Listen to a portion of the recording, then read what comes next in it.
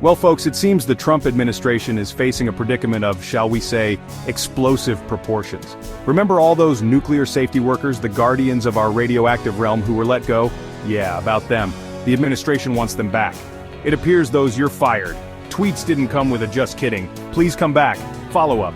Who could have predicted that? This whole situation is a real head-scratcher. It's like trying to put toothpaste back in the tube, except the toothpaste is highly trained nuclear engineers, and the tube is a giant, potentially meltdown-prone facility. Now you might be wondering, why were these essential workers shown the door in the first place? Well, buckle up, because we're diving into the wacky world of vaccine mandates and government bureaucracy. You see, during the height of the COVID-19 pandemic, many employers, including the government, implemented vaccine mandates. This led to some workers, including some of these nuclear safety folks, being dismissed for refusing the vaccine. Now, I'm not here to debate the merits of vaccines, but I think we can all agree that maybe, just maybe, letting go of the people responsible for preventing nuclear disasters over a vaccine mandate wasn't the most strategically sound decision.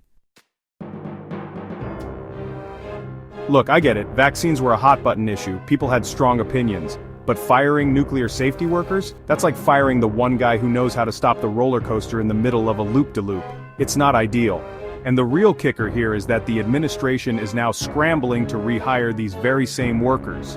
It's like they played a game of Jenga with our national security and are only now realizing they pulled out a crucial block. So what's the problem? Why can't they just call these folks up and say, "Hey, come on back, all is forgiven"? Well, it turns out the government seems to have misplaced their contact information. I'm not making this up. It's like losing your phone the day your ex decides they want to get back together.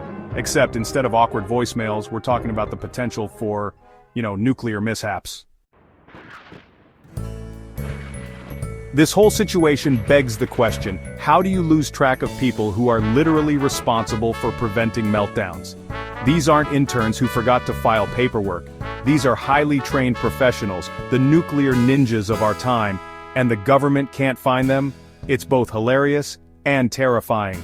And this isn't just some bureaucratic blunder, it points to a much bigger problem, a critical shortage of qualified nuclear safety workers. We're talking about a specialized field, folks. You can't just pull someone off the street and say, "All right, go handle that radioactive material." This shortage underscores the long-term consequences of short-sighted decisions. The Trump administration's nuclear safety dilemma is more than just a staffing issue. It's a metaphor for the perils of reactive governance. It's a cautionary tale about the importance of expertise, the need for long-term planning, and the value of, not firing the people who keep our nuclear facilities from turning into glowing craters. This is a government that seems to operate on whims and Twitter rants, and frankly, it's exhausting.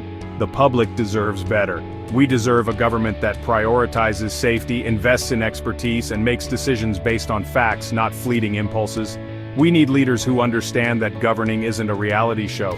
It's about safeguarding our present and our future. And maybe, just maybe, they should invest in a decent Rolodex while they're at it. Because folks, when it comes to nuclear safety, you don't want to be left scrambling for a phone number when things start to melt down. And on that cheery note, make good choices out there.